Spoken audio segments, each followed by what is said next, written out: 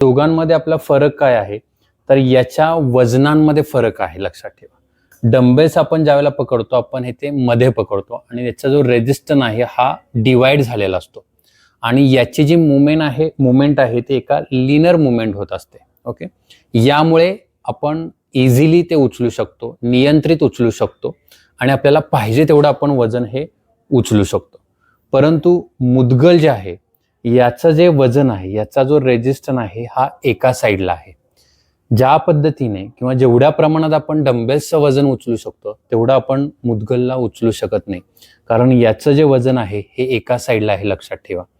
आणि याच्या ज्या मुवमेंट आहेत हे रोटेशनल मुवमेंट जास्त असतात. त्यामुळे काही प्रमाणात तुमचे फिटनेसचे फॅक्टर दोघांमध्ये व्हेरी करतात.